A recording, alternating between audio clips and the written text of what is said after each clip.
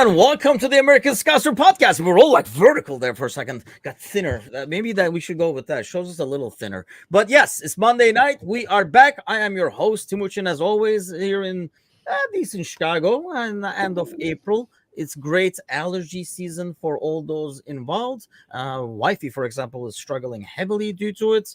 But back in action, at least we're here on a Monday after a win. Bickler, what's happening? Nothing. It's Monday. So Monday as things happen, and it was just I'm glad to not be working. It's cold. We had like a cold front come in yesterday with a lot of rain, and today I woke up and it was freezing, which I'm not all about.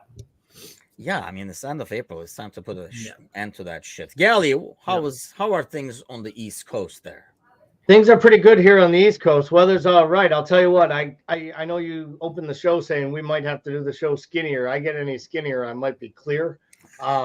So we can't get skinnier. If anything, we got to fatten up the northern eastern portion of this screen. Meanwhile, we were talking about it before it went on air. You look taller than normal with the booster chair out today on the thing. I'm back though, right? I'm back to my normal. You got a little back shorter again. I can't. So we're back. I still got you by an inch, which always makes me feel good. Yeah, you don't want to show anybody off over here. Okay, so obviously we're going to start with our favorite segments every time. I'm sure you guys crammed over here. When I was looking for stuff, I kind of vaguely remember this. So let's see if you guys remember it. More importantly, we are taking on Everton on Wednesday, the Merseyside derby. And so I pulled this gem up over here, the 1983-84 League Cup, which back in the day was the Milk Cup. I think it was like 4, 5, maybe 6 seasons. It was called the Milk Cup because of the sponsorship and stuff like that. Well, the unique thing about this is like the first time in Wembley, I think it's the first one televised, first final that was televised live and stuff like that. And the biggest thing, and I do want to actually ask about this to people in the audience, especially ones who are from that neck of the woods over here. I mean, this was one where like fans sat together, sang together, and it was more of like a bit of a political statement too, obviously, it's in the 80s. But the important thing is 83-84 Football Milk Cup. Bickler, what was the final score in that game? Yeah, honestly, I vaguely remember reading about this before because of all the stuff that went with it, not just because. I don't know. 3-1 Timuchin special. How about that? How's that feel? I was about to fucking go with the Timuchin special. I feel like that's one of those answers, like the on any sort of like game show where there's the obvious answer. I feel like that's the obvious answer. That's not it, but that's fine. No, this is an extra douchey question by me this week. So go ahead, yeah. It's a crazy one. I was going for 3-1, but I'll take it down a notch. I'll say 2-1. This is why it's douchey, people. It was actually 0-0. And they Kelly is not entertained by this. No, not at all. Because that's always the answer. Like when you call up a trivia thing on the radio and the guy says, so in 4 years, how many Coach of the Year awards did he win? The answer is 0. Because if it were 1 or 2 or even 3, no one would really care. You know it's not 4. So it has to be 0.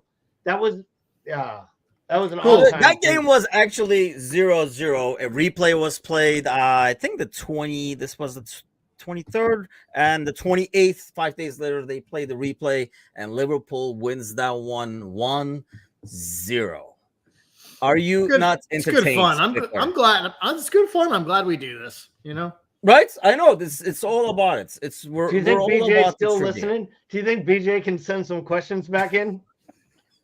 Bring BJ back. It's like hashtag bring BJ back. Yes. God. We desperately need. I mean, I thought this was a great question, but that's just me asking the question. So, and I know when I was 0-0, I'm like, oh, they're gonna hate me, which makes it an even better question. So that's why we. That's the best part of it. But did you giggle and just like stroke a cat like Inspector Gadget? He was more like I feel like it was probably more like Monty Burns.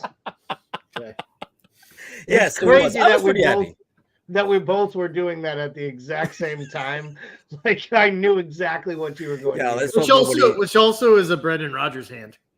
Oh Yeah, yes, let's repeat hope itself. nobody screenshots that one because that could be bad. Okay, so speaking of Timuchin specials, we are just coming off of one. Of course, the week I didn't go for the Timuchin special, we do get it. Normally, so there's quite a few things to talk about the game, and I do want to get to some other stuff with the in the league and stuff going on as well. 3-1 Bickler. Normally, this time of year, end of April, we wouldn't care as much. Just get the 3 points. Performance does not matter. Does the performance matter a bit more due to the week prior or 2 weeks prior? Nope, not to me, because I think at this point, like given the state of this squad, they're probably all going to be somewhat ugly in comparison to what we're used to seeing. And I'd just like to get these boys have some sort of shot of confidence in them, right? 3 points on. I thought important people scored. Those types of things are good for this side. Yeah, we talked in the pre-match, Gally, about, this is more like, there are a lot of changes. Now we'll maybe see the reaction. And we really didn't know what the cause of was it rotation? Was it just trying different people, trying different things? Club does make it sound like it was more about rotation, the fact that the games are coming thick and fast every 3-4 days. How do you evaluate the performance?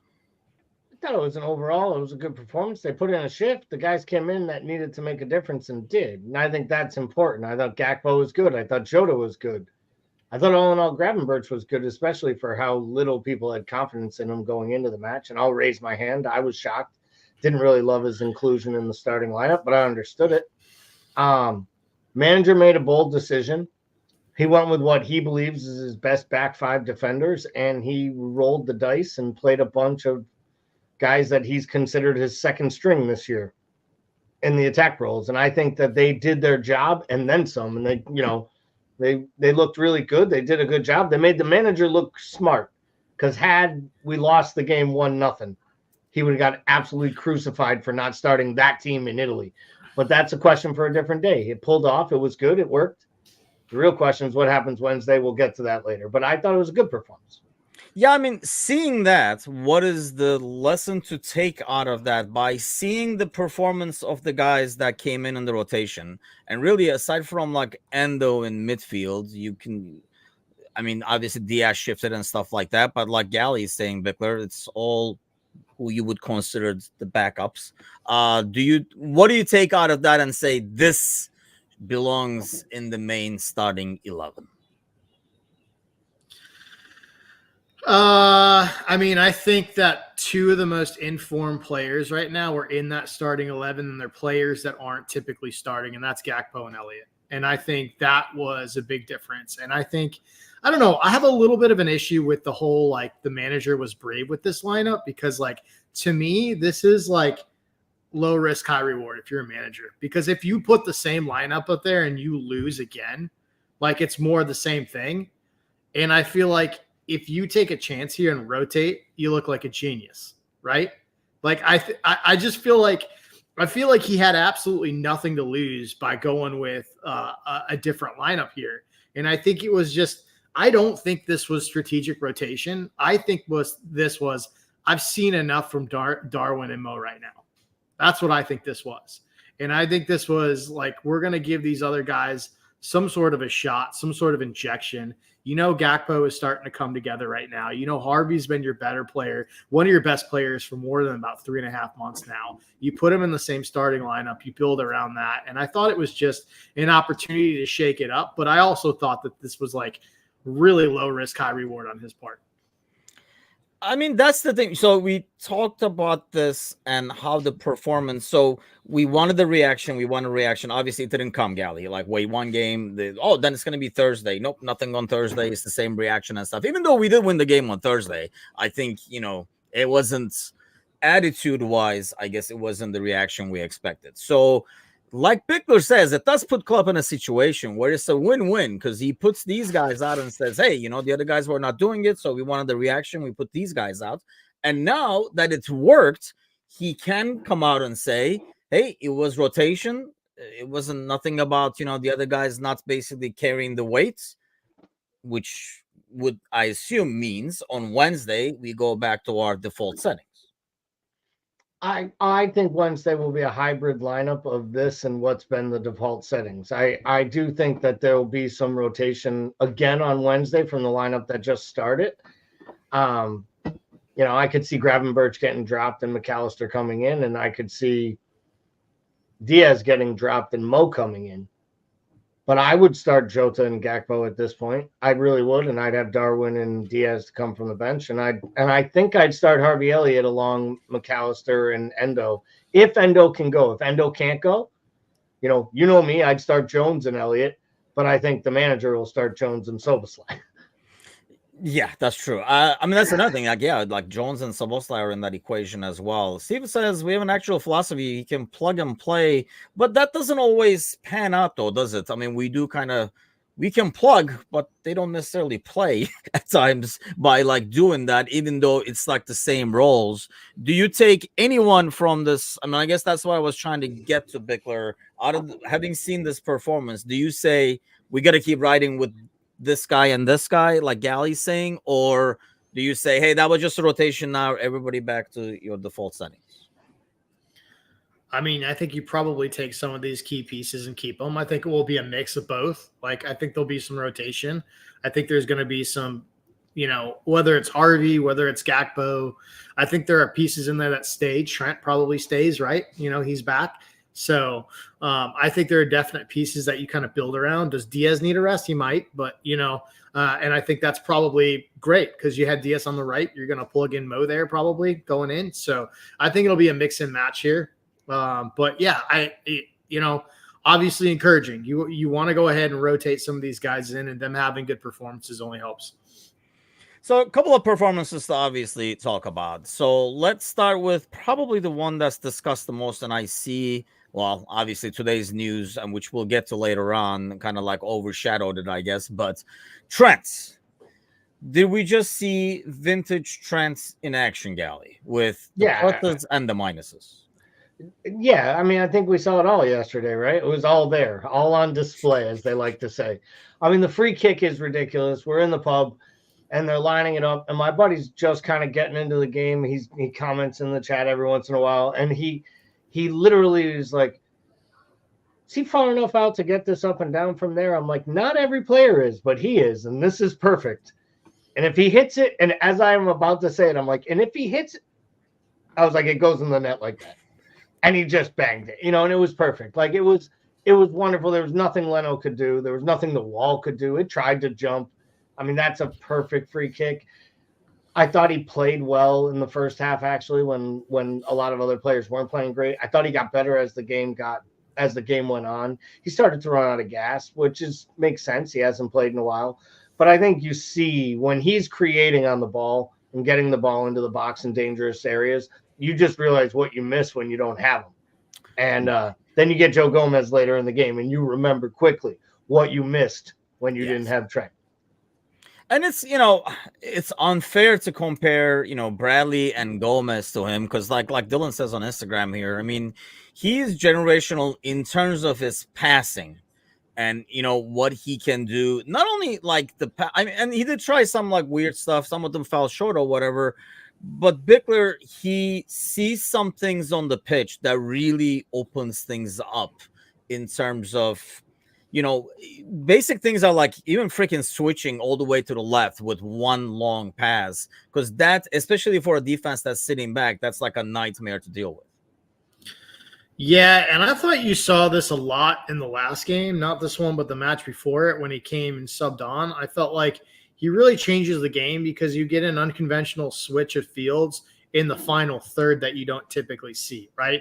We've seen the long diagonal when we're deep in play, playing out of the back, but this one's further up the pitch, generally when his side gets sucked over on. So, I think, he definitely creates – he has a pass in his locker that not a lot of players on the team have, right? So I think aside from the quality – I just think the ability to have that switch is big, especially in that final third.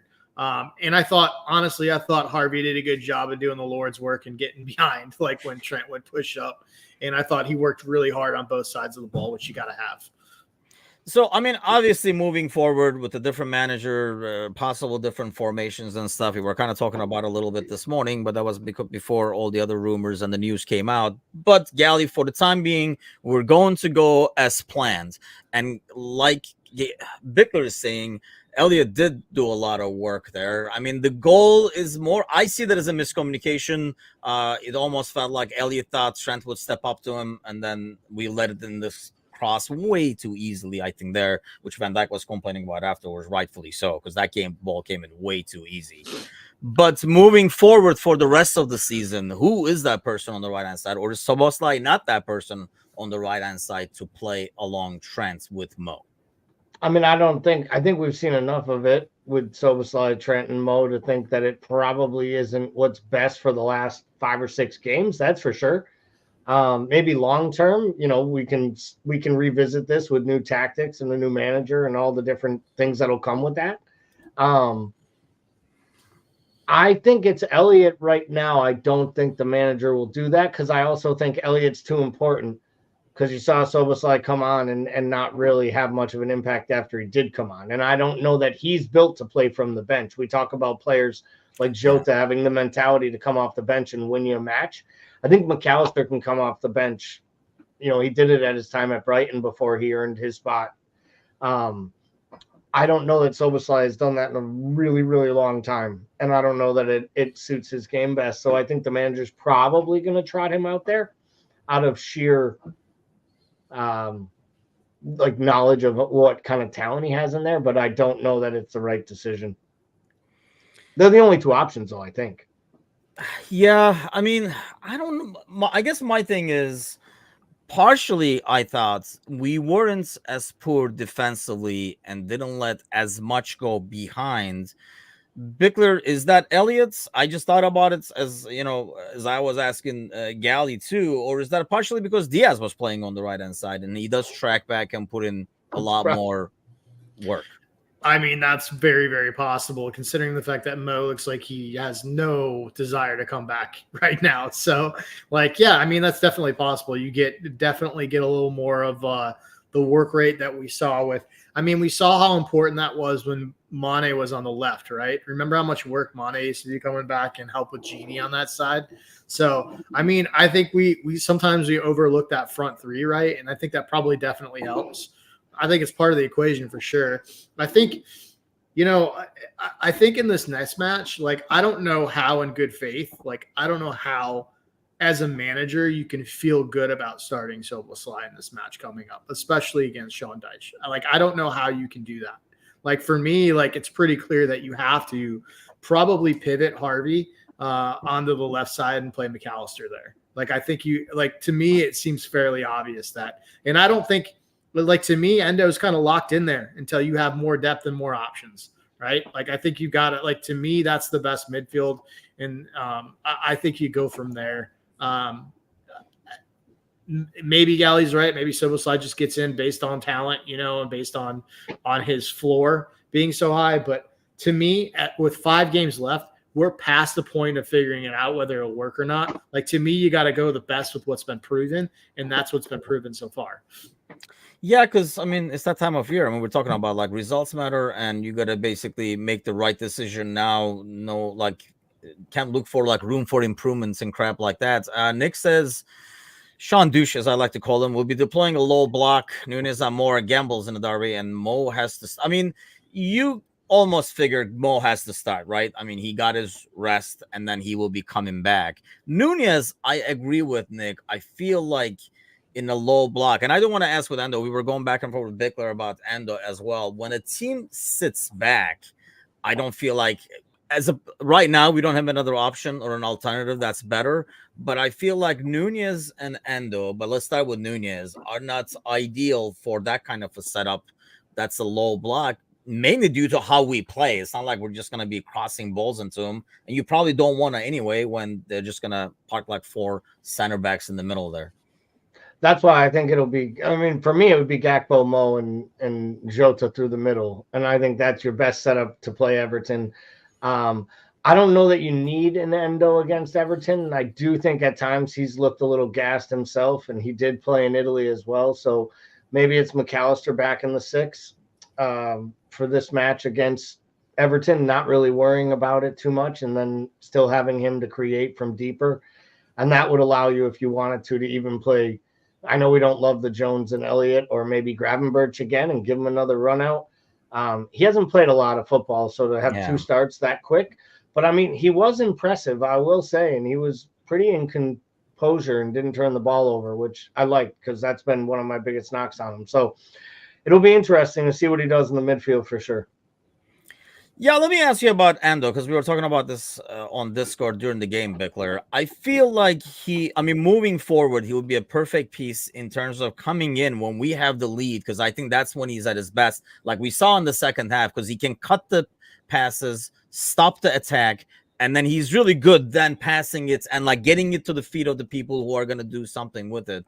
But I feel like, and this is what teams are figuring out more and more, if you take Trent away and don't let Trent get the ball, it just becomes a triangle of Kwanzaa, Van Dijk, Endo. And Endo does not have that danger that's, like Mac has, for example, in terms of like turning with the ball. So it just becomes very stagnant and he gets pressed and he loses the ball.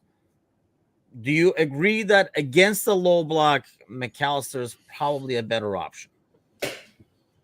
I don't know, because I don't know if I necessarily agree with that, because I think if we're playing a low block, I think that's where, in a lot of ways, those are the teams that give us the most problems, because those are the teams that hit us on the counter the most.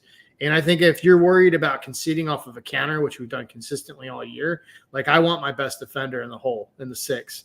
To be able to sit back and break up that counter.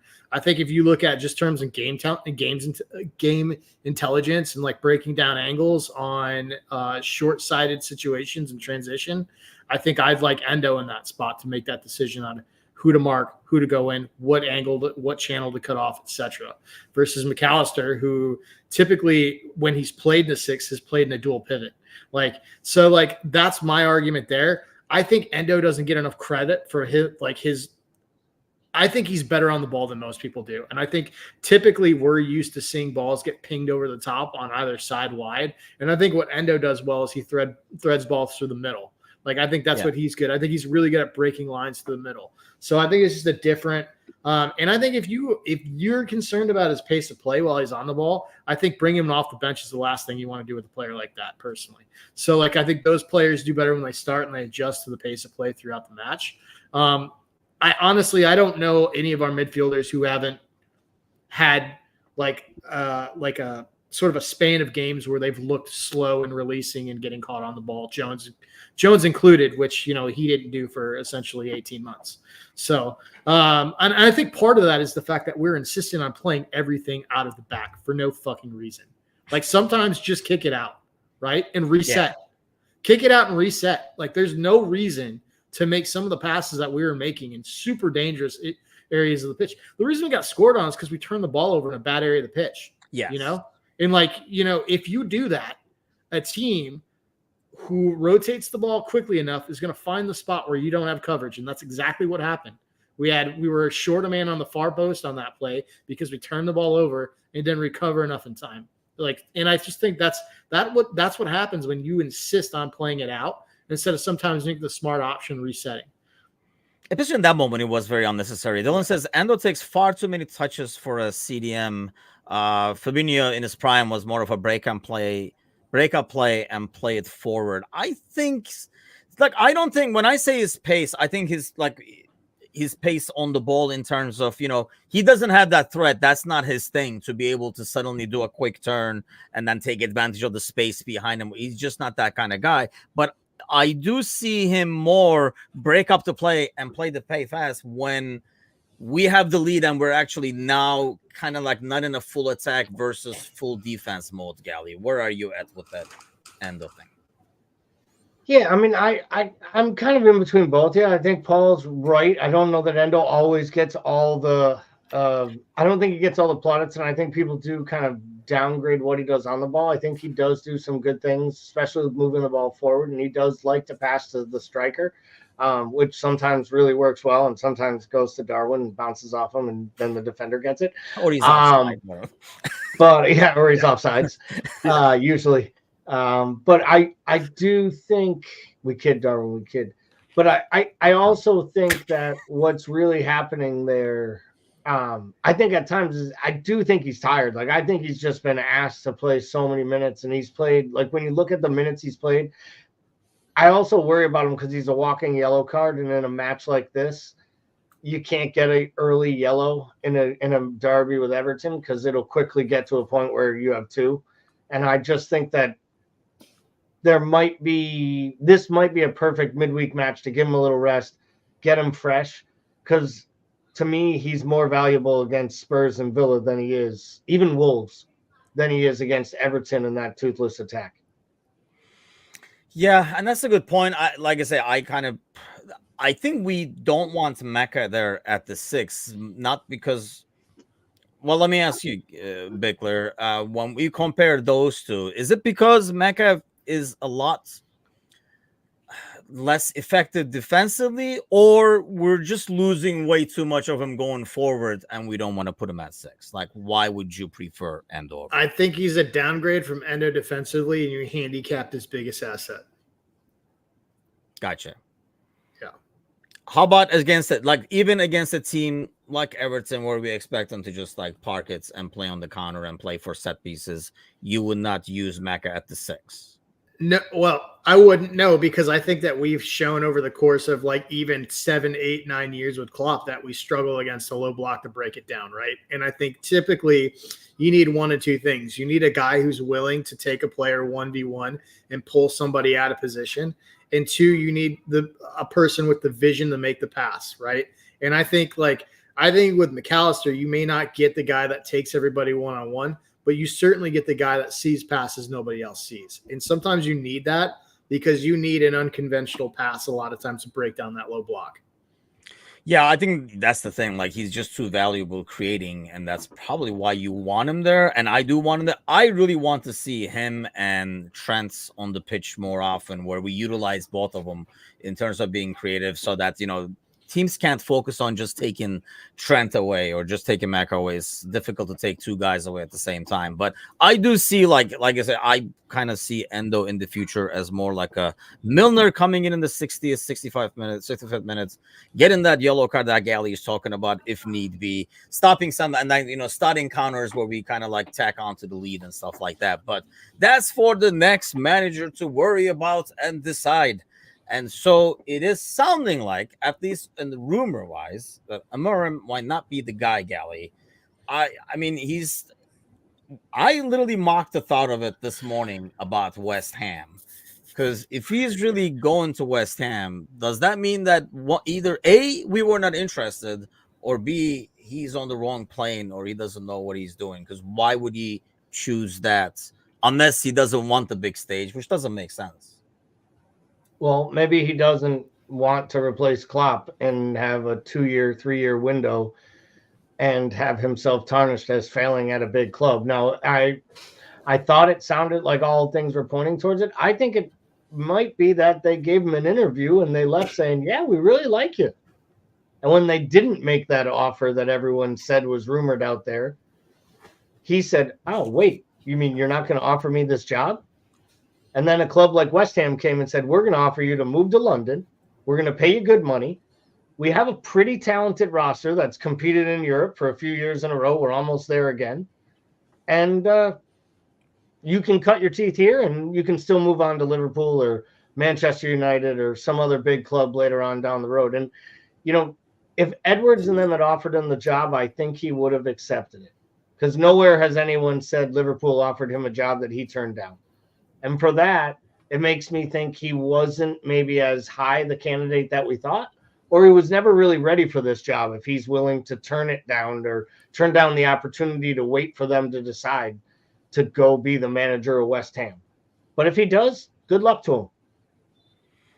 Tell you what, I'm pretty pissed because I had actually invested time in watching some Amorim stuff. I did not do that with Alonso and did not watch Leverkusen. So I am pretty pissed off that I watched some like freaking Lisbon, like some sporting Lisbon freaking like highlights and stuff over here. I mean, do you think, Bickler, like, where are you at with this? I mean, it doesn't make sense for him, obviously, to choose and I don't care if it is like following Klopp or not. I just don't think it makes sense for anybody to choose West Ham over.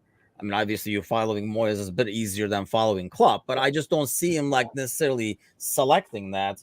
Does this mean that all these names that are thrown around? Because I was going to say we're dwindling in these names that were rumored, because Nagelsmann signed an extension and stuff like that as well. So where does that leave us? Or is it going to be somebody that nobody even thought about that Edwards already has lined up? I just think that we probably haven't seen the last twist in this little journey. I mean, I'm not convinced that we've offered anybody anything. Correct. And I think that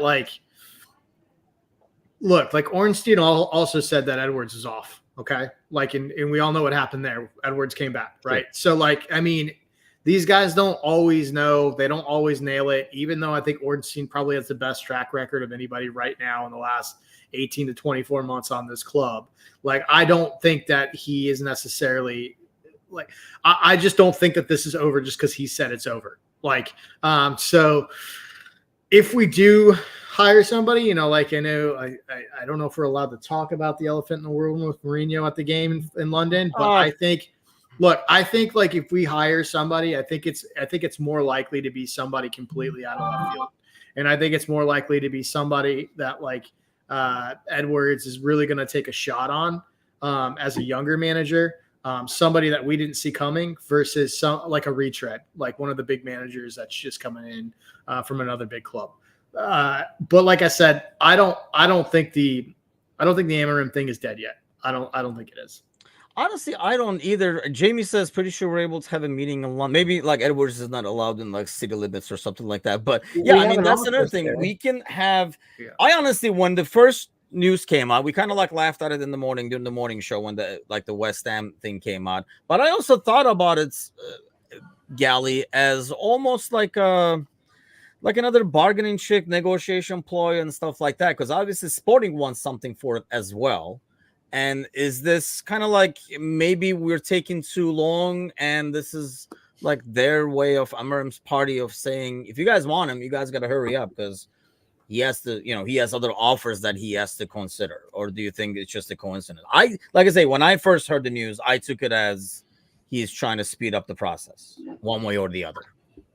I don't feel how a coach who is under contract at one club who's still trying to win his league title has any leverage over one of the most powerful clubs in the entire world. He's a 30-something-year-old who has won very, very little. I love the idea of hiring him, but this idea that he's going to pressure Michael Edwards, that ain't going to work. This is the thing. Michael Edwards, when he was there before, had his number one rule was no leaks, right? That's why the crazy business would happen. We'd buy a player and we'd have no idea it was going to happen. It would just happen overnight. Bam. This guy's here. What? We're getting Jota? What? We're getting this guy? They believed in the whole no leaks possibilities. I think that's what this is about. I don't think, to Paul's point, I don't think Amarim is out of the question, but I also don't think that Liverpool's offered him the job. And if they haven't offered him the job after interviewing him, that means they want to interview other people. And I'm starting to think it's going to end up being the guy from whatever it is. I can never pronounce it. Feyenoord or whatever it is. Arne Slot. I think that's who it's going to end up being, to Paul's point, a younger manager that not many people. And then the one in left field, I mean, Thiago Mata, he's done amazing things and people think he's tabbed for great, great things. But they're small clubs. There is a De Zerbi connection now with Hughes too, though. There's a huge De Zerbi connection. I know he got soured on quickly. Everyone will love him if he finds a way to beat City on Thursday. Yeah. And let's get De Zerbi. And don't look out. I've said it before. The best manager in the Premier League, not managing in the Champions League yet, is the guy at Aston Villa. And he might get there himself, but I'd pay a lot of money and go get him. I think he's the best. I think Unai Emery is the best manager we could hire. And I don't think we're getting Carlo Ancelotti out of Real Madrid. So I'll go Unai Emery next. Because you know what? If I was in a single elimination knockout match or a knockout competition, I'd want Carlo Ancelotti to be my manager. And second, I'd want Unai Emery. Yeah. Well, definitely would be Brandon, as Nick is trying to push over here over the last 20 minutes. Definitely would not be him. Here's one thing. Following Klopp is like following Sir Alex Ferguson. You either have a huge ego or just want a huge payday when you get fired. Well, there's a guy who follows Klopp wherever he goes or after he goes. How about them Tuchel, Bickler? Do you think Tuchel would be a good choice, knowing he's done this before where he has followed Klopp? Even though, especially in Dortmund, it wasn't like the best of times when he was leaving. It's kind of like a different scenario to now. Yeah, of course I don't. I don't think he's a fit from a cultural standpoint. I don't think he's a fit from a footballing standpoint in terms of what Edwards usually wants to do from a footballing standpoint. If you just look at the types of player Edwards typically goes after, they don't fit what Thomas Tuchel likes to do. I don't like that comparison between Manchester United either. I think our club is in a completely different situation than when Sir Alex Ferguson went away. If you just look at the front office situation, that situation is completely different, and you're not going to have Jurgen Klopp sitting on some board, standing over a manager's shoulder, trying to make decisions like he had at United. So I don't see that as a similar situation whatsoever. I do get the general point that it's a lot of pressure for anybody to come in and follow Jurgen Klopp. I get that. I don't see the Thomas Tuchel thing at all. And maybe I'll be completely wrong. I'll be pretty bummed if I am wrong, just because like, I don't want to see that happen I just don't enjoy his brand of football, if I'm perfectly honest. Yeah, that's fair. Brian says Tuchel is a short-term appointment. Yeah, he does seem pretty disposable everywhere he goes. Nick says, I think we should be going for the problem of a caretaker until Xavi is ready is, one, I think Xavi wants to go to Real. Really is. Yeah, we're going to caretake until he's ready to go to Madrid. And the fact that the concept of a caretaker tells me that we're not doing anything for a couple of years. If we're replacing that person to make room for it, obviously they did not do that well. But it's just going to be, in some ways, the sooner it's done and sealed, the better. But kind of like what Galley's saying, I mean, I do feel like, we're in a good situation where we can kind of evaluate our options. And that's why I thought, might not be a good strategy, like you're saying, Galley. But I thought that was like Amarim's way of kind of like trying to maybe he took some bad advice and they were like, what will really speed the process up? You should show that there are other suitors for you. And honestly, I mean, if you're going for a gig and you interview and they're like, yeah, hold on, no, man, you're good. You, and then they walk away. You're like, well, are you guys going to get it or not? Because there's like other jobs over here at the same time. So he might honestly be like now or never. Go ahead, Gally.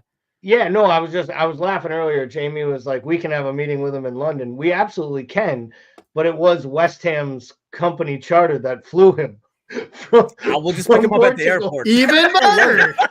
Like it wasn't like, and like everyone's like, them FSG guys are smart. They didn't have to pay for the plane. They just picked him up at the airport.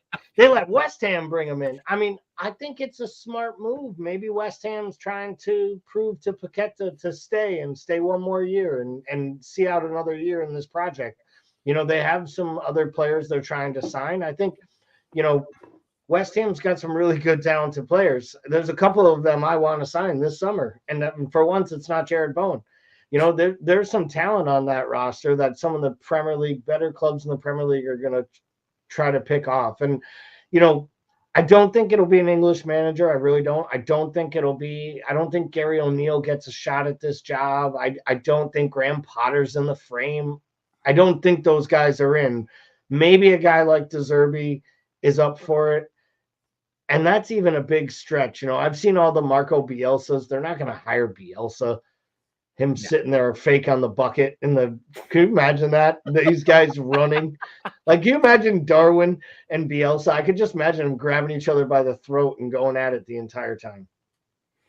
So let me ask you guys this, though. Would you guys be, I don't want to say disappointed, but more anxious if it is like the dude from like Feyenoord and stuff like that, Bickler, of someone who doesn't have as much experience? Not that Amarim has a lot, but I kind of liked how it's matched up to Liverpool in terms of his past experience and what we have on the squad and everything like that, and his playing style. Because yes, damn it, I watch videos on it. Bickler, I mean, would you be disappointed if it is somebody that, none of these names that we're throwing around over here, or are we? Because I'm in a mode where I would be, ugh, that's not cool, but I would say, but if Edwards thinks so, let's roll with it. Yeah, my level of anxiety would probably be about the same as it was when I heard the Amarim thing before I went down in the wormhole on him, right? Like, because you looked at his philosophy, you look at the way they play, the way they set up, his his results lately, the players that he has, more importantly, as well. And then you start to feel pretty good about it, right? Like, admittedly, I don't know about as much about this guy from Feyenoord, as much as I do enjoy some Dutch league, because I think it is a fun league to watch. Like, I just don't know enough about him. So, like, I would say, yeah, that's the anxiety would be a little bit higher on a guy like that right now, until I knew more about him. But like, that's really tough because, like, to me, like the problem is, like, when you bring in a manager like Jurgen Klopp, you know that you can commit to a 3 or 4 year process of letting him really bet in and get the squad what he wants to do and do that, right? This squad's ready to win now. And the problem for me is, like, I want a manager that I know that we can build around long term. My problem with bringing in somebody like this guy to Feyenoord is, how long do you give a manager like that? If he comes out and struggles, how long do you give him, right? Like, and I think that's, you start kind of going into this great unknown. And then, like, I don't want to be in a position, like, I'm not to compare the front offices, but I don't want to be in a position like United where, like, we're either concerned that we're not giving managers enough time or we're hanging on to them too long, right?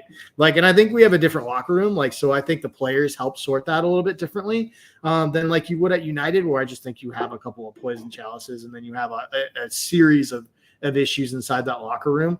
But like, that's my concern with a newer hire is, like, how do you know when's enough? And that's the issue. But at the same time, you know, like Brian is saying, like Ten Hag and stuff. I mean, like when you compare to United, it's the system they're coming into is going to be a lot more different. Even though it's newish, it still has like Edwards, who knows Liverpool, and now he has his own guys and stuff like that. And now he's kind of bringing in his own manager. Gally, the league where the manager comes from, is that any concern to you? Does it matter? Not if the manager has credentials and has the respect of others across the game. And this is the way I look at it. The guy has been talked about as being on the short list of people that will interview at Bayern and Barcelona. If he's good enough for those big clubs, I'd say he's good enough for Liverpool. He seems to be the guy who's right there with Amorim, with, De Zerbi, this next level rung of managers that are moving up, Xavi Alonso. People laugh about Ten Hag. It hasn't worked for Ten Hag at United. Well, you know what? It didn't work for Mourinho. It didn't work for Van Gaal. It didn't work.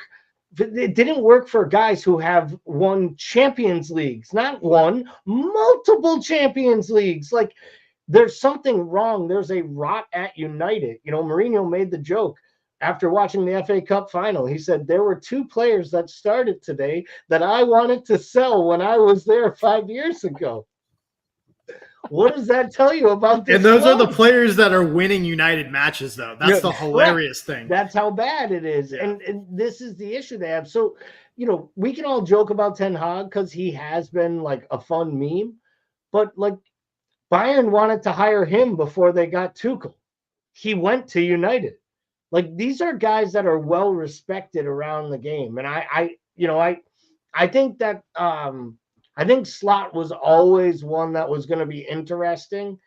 And I thought once Edwards came back, that one had a lot more merit because he feels like an Edwards guy. Plus, I think he's very, like, statistical and analytical about everything, sports science stuff, which I know Edwards is really into too. And I think, to Paul's point, I think Edwards knows, like, he's really in charge now. And I think he wants to build something that he has for a long time. And I don't think he wants another manager. I think he wants an 8 or 9 year run with someone if they can make it work. And he wants to get it right to prove that it wasn't just Jurgen, that, the guy who hired Jurgen had something to do with it too. Yeah, I think so as well. I think, like, he's building his own legacy, if you will. But I mean, yeah, like when we talk about Ten Hag, I mean, talk about United. I mean, you just kind of like walk. I don't even know if Klopp would make it in United. So I mean, those are the things that you got to look at. It's a situation where it's a no-win situation because what you're trying to do is not supported, and I think that would be the difference. You know, when like Victor was talking about earlier, that manager would have more time at Liverpool, but at the same time, like you were saying, Bickler, that could be something where does he have more time than he should because it is Edwards' guy and stuff like that, and that will be something to say. How much say will Edwards have? I mean, it's like assistant to the regional manager and that the manager kind of thing. Yeah, I mean, ultimately everything has to go through him. When you put your people in those situations, you know you're aligned, so the decision that person makes is normally going to by default align with yours, and so they have your confidence. But at the end of the day, you're just going to be like, yep, sounds good move, and then you're just going to keep on. Is I think where we're at. I want to talk a little bit about this with you guys. Forest and you two normally do, and I know like you guys do more of like the Premier League show and talk a lot about general in Premier League, but this comes out yesterday, and I laughed when I saw this because I was like, oh, I'm bringing the Turkish League over here to the Premier League because this sounds like it just came out of like a Turkish League team like Fenerbahce or something like that after a game. Bickler, let's start with you. What is your response to this? I mean, I don't know. First of all, I was talking about it this morning. I think it's kind of like ridiculous that when I heard about it, I did not watch the game. So I go on YouTube on the TV and I pull up the highlights because I'm like, I'm sure it'll be in the highlights, right? Now, one of those incidents are in NBC Sports highlights for that game in the Premier League, which I think is like kind of like disgusting. Like, what are we trying to hide over here? Especially the third one, how that is not a penalty is behind me. But I don't know what you thought, Bickler, about those calls. First one, seen him given. Second one, who knows anymore what the handball rule is. Third one, how is that not a penalty? But where are you at with, I guess, their response to it? So as far as their response to it, I think they have a right to be upset. I think they had a right to request the change of VAR personnel, given that situation. I think the response was really amateur. And I think it's really sad because I think it devalues any legitimacy behind the original complaint, which there's a lot of.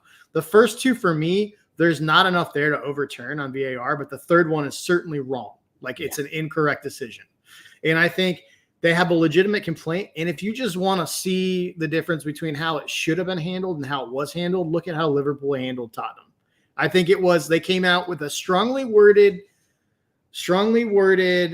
response, but I thought that it was done through the right channels. And I thought it was done with the appropriate tone and content. I thought this one sounded like a 13-year-old who got told he couldn't go out with his friends. Like it felt very, very like dealing with an upset teenager. I think Carragher talks a lot of nonsense, but I thought he kind of nailed this one when he said like this sounded like a fan tweeted it, and it really did. And I think you really do yourself an injustice. And I think Forrest, to me, what this tells me in Forrest is given up before the season's over, and they're going to use this as the excuse. And I just thought I felt for Forest fans and I felt for Forest in general because I thought they really let themselves down with their response. And I think, I didn't realize this initially because I had kind of forgotten about that. Is this basically what they hired Mark Clattenburg to do, Gally, to dig into officials and see, like, I don't know if he had we were joking about it this morning, like he's wearing like a full kit wanker outfit and like Luton Town, like how they knew what team he was sporting. But is this basically what they hired Mark to do in the background to say, hey, that guy is a Luton guy, you can submit a request? And the problem with this is, and like I say, this has been coming for a while, but I've seen the same scenarios play in the Turkish league, which is a very like steep slope that you just come down really fast is when a team can say, hey, we don't like that with that guy, then you can next week, well, we don't like that guy. His nose is too big. We don't like this guy because it's this. And before you know it, the teams are basically narrowing it down to the 5-6 refs they're cool with. In some ways, I understand their concern, but in some ways, I can understand why they'd be like, that's fine and dandy. We're still not changing our decision. Yeah, I mean, we have to be real, right? Refereeing in the Premier League is appalling. Yeah. The level of refereeing in England in general, English football is poor. Do you know one of the reasons why there's no good refs in English football? The way the goddamn refs have been treated for the last 10 years in English football. No one wants to do the job. No one wants to do the job because they're berated. They're treated like trash. And honestly, clubs actually believe they can put shit like that out 48 hours or 24 hours after a game. Today, they doubled down. They didn't apologize. They came out and they're demanding the tapes. They want the audio released to the public. Ah, man, this is so much. It's like just like home. But it's because they believe now they're being made to look bad because people like Bickler are actually right in calling them childish. Look, let's be honest. That was some low-level social media person who isn't that far removed from being a fan that had slightly too much power, maybe an alcoholic beverage or two. Or 3. And hit send without full approval. Now, the fact that the club didn't come out today with an apology to the PGMOL and saying we still stand behind the fact that we feel that those penalties, at least the third one, needs to be looked at sterner, and we need to review this, review how we got to here. But the fact that today they come out and now they're demanding for the audio and they want all the tapes released, like it's going to free, like we're going to hear them say, like, nah, man, that's not a penalty. I mean, it looked like a lot of contact, but I need Luton to get some, like, you know where I'm from, damn it. Like, what are you going to hear on there? There's not going to be any smoking gun, and it won't change anything. But the fact that, like, the officiating is poor, and part of the reason the officiating is poor is the way they've allowed officials to be treated. Nobody wants to do the job, so no one goes through it as young people, and they don't get better at it. I mean, there's so much corruption in it. There's so many issues with the officiating that need work. I think clubs attacking. Players do enough attacking officials. I think when organized clubs start attacking the officials, you have a real slippery slope, and maybe it's one of them Turkish slopes. And I don't know if England's it's pretty steep. I mean, that's where Fenerbahce is now. They're talking about pulling out a league and stuff like that. But I'll be honest, like one thing that Fenerbahce did force, and I think Premier League should do, is the VAR refs are foreign now. They're from a different federation. And I think that automatically, at least for the short term, kind of does the, we take care of each other crap, because you're bringing somebody totally different. And not to mention, well, more than likely a German dude is not going to be a Luton fan. Not only that, it's kind of like brings the more like checks and balances. While I agree with Gally that, the refs are treated like shit, I just feel like Bickler, they're not helping themselves when Robert gets on TV, puts Michael Owen on his lap, and then like just explains, like tells stories about the calls and stuff like that, instead of actually being more accountable and holding people more accountable. And that could be partially because there's nobody behind them, like Gally's saying. But that's when you give those people an opportunity then and say, maybe they were not ready. But it's better than trotting out the same crap and just looking the other way on the mistakes. For sure. I mean, well, that's like the old, like, who polices the police, right? I mean, I think that's what we've all been talking about. And like, isn't this why Switzerland was created? Like, let's bring in like, don't we have a whole country for this? Like we should for sure have like a third party running this thing. And I think the basis, like for me, the most alarming thing is that we don't have any sort of, like, for me, I think that Nottingham Forest has a real point that Stuart Outwell, who is like, come out and, he's very well known as a Luton supporter. Like the fact that there's a relegation battle on and you've got one of their supporters on the ref board doing the VAR, that's a problem. Like, right, that's a legitimate conflict of interest. And I think that Forest has a legitimate beef there. I think they have a legitimate beef with the third penalty. I don't think anyone disagrees with that. But I think what people disagree with was the manner in which they came and sort of threw their toys out of the pram in a very unprofessional way. And like, I'm not saying that PGMOL has conducted themselves professionally or has warranted that, but when you are a part of the Premier League, you sort of owe the league that sort of respect moving forward. And I think like that's my main thing is like, I think the way it was handled was just, I think it does Forest a lot of damage because I think it discredits them in a way that is not going to get any sort of PGMO cooperation that they need. Like they need that cooperation. So for me, like to me, it looks like they don't really care about the PGMOL really correcting that. What they care about is having a legitimate reason that they can blame going down to the championship on, other than the fact that they just misspent large sums of money. Yeah, and then manager. They will consider its. I like this that they must have talked to Fenerbahce. Will now consider its options. I mean, you think they consider them, and what the hell are those options, then, Gally? Putting another tweet and doubling up. Yeah, I mean, I'll assume that. Hey, I got an idea. Let's attack the same governing body that's going to hear an appeal later this month to decide how many points to take away from us by the end of the season. That's what we should do. Let's go at them publicly in the forefront. Maybe this is actually in some ways to almost garnish a little bit of favor when it comes to that hearing, because they know, how can you come down harder on us now after what you freaking did to us and we dragged you through the mud in the Everton thing. Listen, the Burnley win on the weekend actually makes this like really, really dicey down at the bottom now. Like Burnley's a win or two to stay up. I think it's going to be really, really interesting to see how this goes.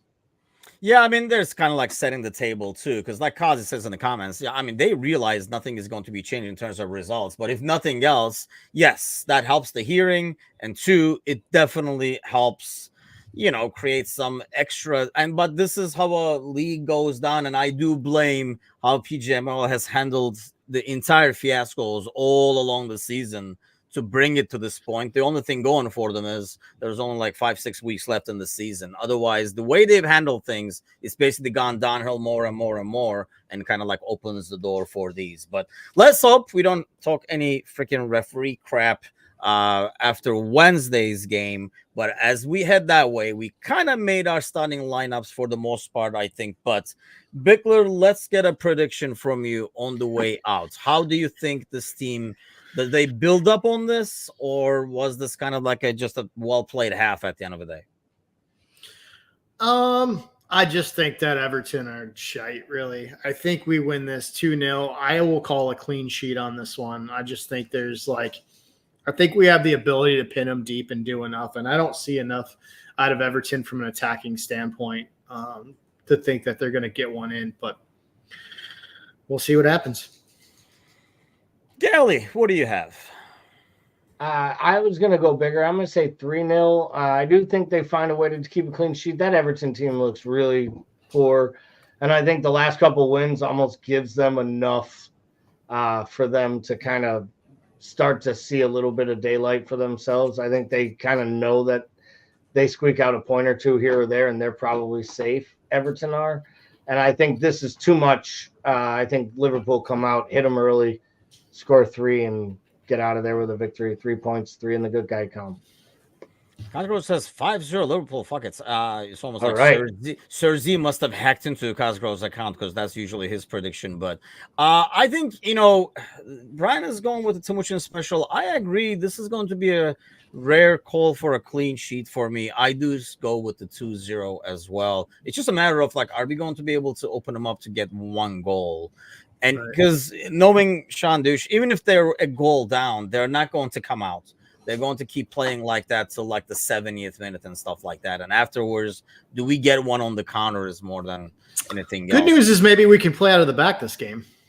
Yeah, I mean, I guess they're going to be waiting there, aren't they? Well, the scary part, I actually think this is a game. You asked about the lineups. One thing I didn't say, because we all kind of glossed over the defense. I think Konate will start this match, not just because it's rotation, because I think you got a guy like James Tarkowski. You want somebody to kind of body him up, and because he's a big presence, and the only way they're going to get you is on a set piece. So I think Konate starts this match, and I'd love to see him like bounce back, give you a goal even, or just give you a really, really great like ball-winning, match-winning performance again. It's been a long time since we saw it, but we could use it. So here's what was the last midfield that we went with? We said Ando, Mecca, and Elliot. Bickler? I agree with that. Harv. Yep. I say Elliott too, but I think it's going to be Soboslai. So I'll throw the curveball at the end because I feel like he's going to be the one that's rested and going to get out there, and Elliott will be the one off the bench again. But let's hope we get another 3 points. It will go a long way in putting some pressure. Points are always better than games in hand, and hopefully it will put some pressure on City especially. And we'll be talking about a win. Don't forget, no Wednesday morning coffee show. We're going to go straight into the pre-match. Do join us then. If you have not done so already, follow us on YouTube, Patreon, Facebook, Instagram Live, all over the place. Hit all those buttons down below except the one that shows thumbs down. And have an awesome week, everybody. And we'll see you guys next week.